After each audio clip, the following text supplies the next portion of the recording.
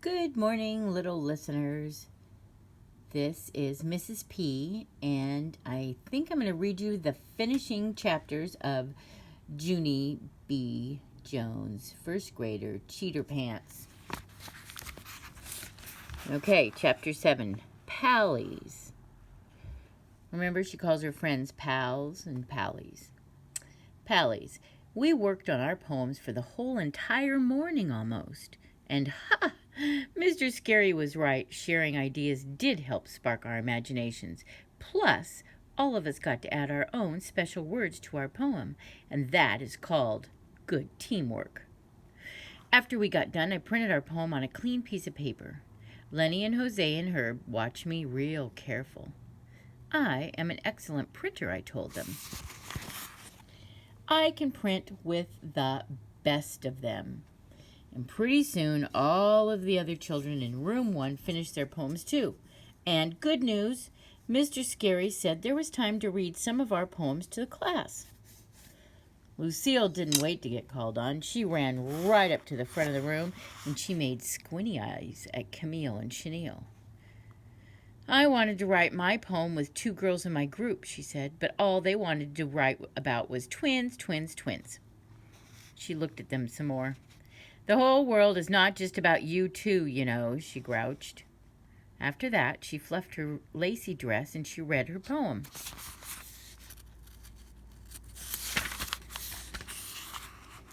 This is so funny. Me, Richie Lucille. Shopping, buying, spending. Everyone's jealous of myself. Princess. After she was finished, Mr. Scary sat there for a second. And then he smiled and nodded. Good, Lucille. Yes, excellent, he said. That poem really says it all, doesn't it? Lucille nodded. Yes, she said it does.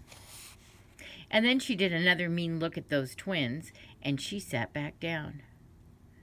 After that, May didn't wait to be called on either. She ran to the front of the room just like Lucille, and she hollered out her poem real loud. Tin can! Tin can! Tin, tin, can. I have perfect hearing. And Mr. Scary told me it was tin can. He did. He really did. Mr. Scary rubbed his chin. Yes, well, that certainly was an interesting poem idea, May, but it didn't really follow the rules of a cinquain, did it? He said. You mean tin can, said May. Mr. Scary did a sigh, and then he got up from his desk and he walked May back to her seat. After that, there was time for one more poem. My group waved all our hands all around in the air. Oh my gosh. Look, here's Junie B with the boys, and she's so excited. We have a good one, hollered Jose. Yes, a really good one, yelled Lenny, and Mr. Scary nodded at us, so all of us jumped up, and we stood in our group, and we read our poem with all of our voices. Here's how it goes. Pallies, chummy, happy, joking, gelling, sharing. 4 amigos all together, friendship.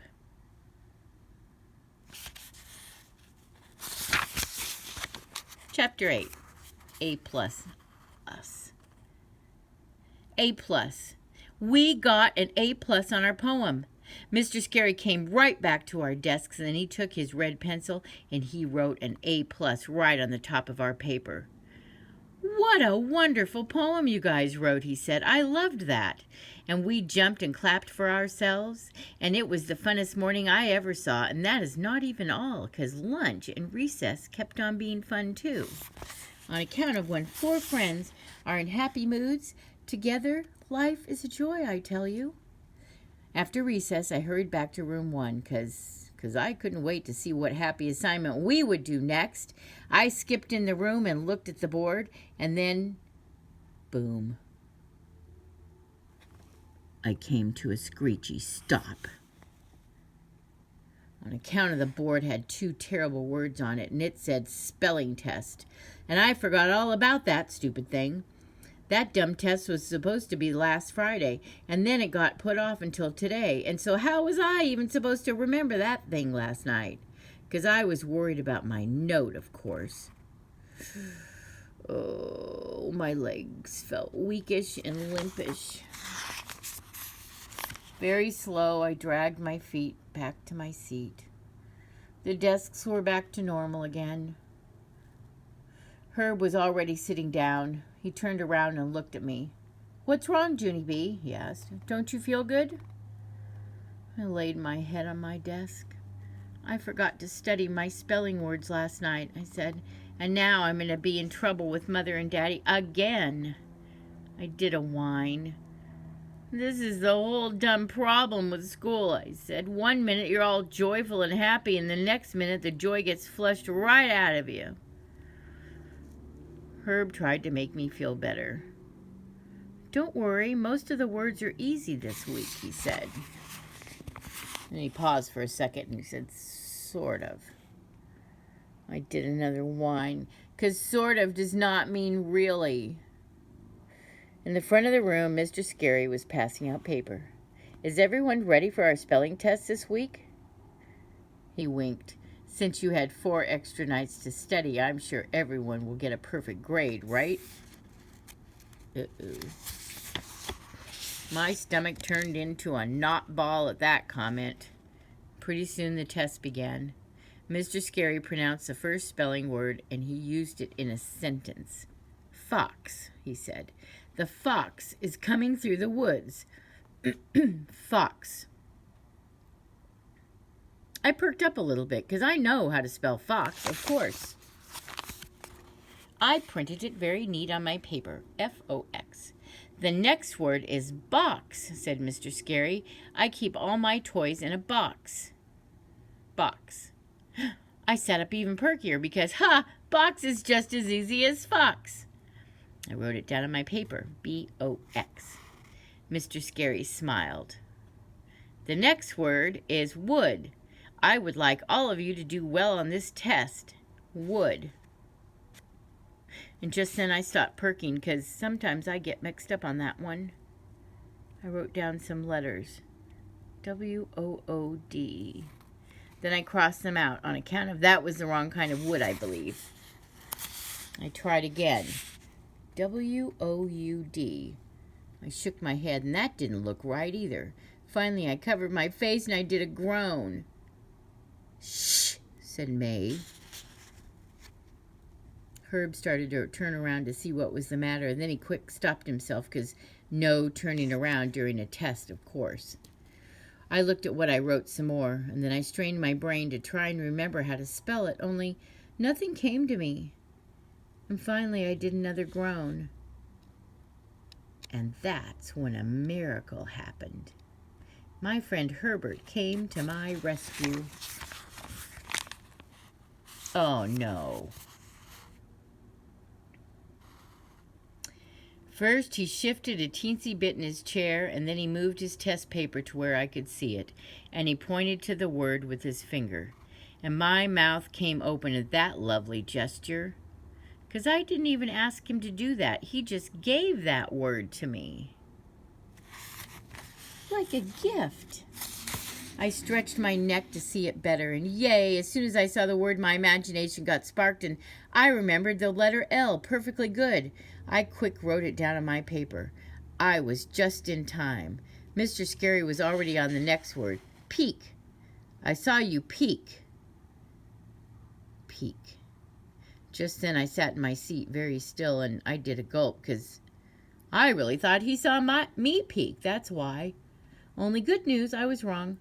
On account of he didn't see me peek. He didn't, and besides that, what I did this time wasn't even bad, probably, because Herb shared that word with me, and just like we shared words for our poem. Finally, I did a little sigh, and I wrote peek on my paper. After that, I took the rest of the spelling test very, very perfect.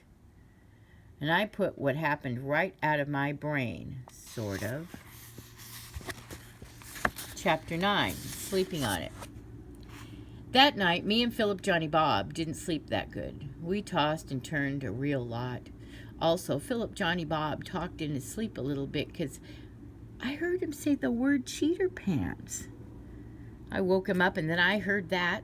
And then both of us got a drink of water, and we talked about what was the trouble. The next morning, our eyes were poopish and droopy, and guess what? We were not the only ones who looked like that either. Because when my friend Herb got on the bus, his eyes were poopish and droopy too. He plopped down next to me and did a big yawn.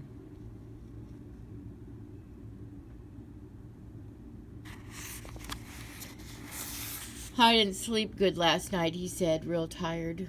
I nodded. Me too, Herb. I didn't sleep good too. Herb sat there a minute and then he did a sigh.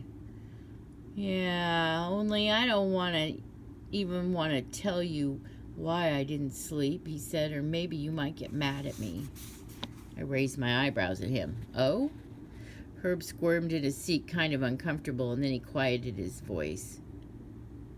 It's kind of about the spelling test, he whispered. I thought about that. Oh, I said. Oh, yeah, I guess I didn't thank you for helping me, did I? I patted his arm. Thank you, Herb, I said. Because of you, I will always remember how to spell the word wood. Herb's shoulders slumped way down. Yeah, see, but that's the problem, Junie B. That's why I didn't sleep last night, because I'm sorry, but I don't feel that good about helping you. And he squirmed some more. I mean, at the time I thought it would be nice, but as soon as I showed you my test, it didn't feel nice at all. Instead, it felt like, well, you know, it felt like I quick sat up and interrupted him. A cheater pants, I said. It felt like you were a cheater pants, right, Herb? Right? That's how come you couldn't sleep last night, correct? Because at first you thought it would be nice to share with me. Only as soon as you did it, it felt kind of wrong inside. And Herb looked surprised at me. Yeah, it did. But how did you even know that? Because, Herb, because, I said. Have you forgotten who you're talking to here? I'm a cheater pants myself, remember? So I know exactly what it feels like. I shook my head. I can't believe it, Herb. I can't believe I did it 2 days in a row. Because Monday I copied May's homework, and then yesterday I copied your spelling word, only at first I tried to pretend that you and me were just sharing. Herb nodded, kind of sad. Yeah, but weren't we? We weren't, were we? No, I said back. We really weren't, Herbert, on account of sharing on a spelling test is called cheating. And Herb did a wince at that word. I patted him. I know just how you feel, Pally, I said. The word cheater makes you feel like a nasty, rotten ratty pants who can't even be trusted. Herb nodded, and then he smiled a little bit. You have a nice way with words, he said. I did a shrug. Actually, Philip Johnny Bob came up with that one. After that, me and Herb rode the rest of the way to school without talking. We both felt better, I think. We told ourselves at recess, me and Herbert, both of us together. We went to room 1 after lunch, and we told Mr. Scary that we cheated on the spelling test.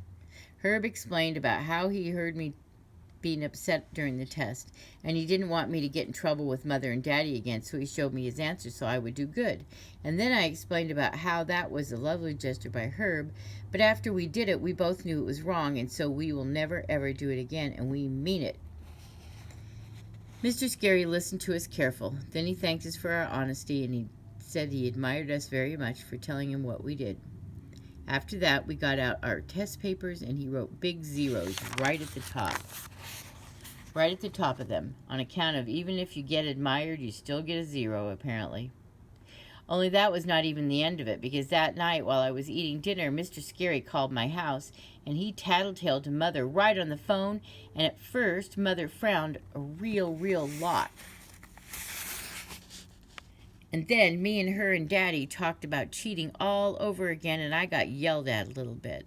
But later, when they tucked me into bed, they said they were proud of me and Herb for telling on ourselves. And all of us ended up hugging. That night, Philip, Johnny, Bob, and I slept very perfect. Only here's the happiest news of all. When me and Herb got to school the next day, Mr. Scary called us up to his desks, and he gave each of us a special poem that he wrote all by himself. I tried to read mine, but I didn't know all the words, so Mr. Scary read it to me. After he finished, I smiled real proud, and then I read it one more time to just myself. Aww. Junie B., bubbly, bouncy, learning, growing, glowing. Your honesty is awesome. Trusted. And that is the end of Junie B. Jones' first grader Cheater Pants. Goodbye. We'll find another one for next week.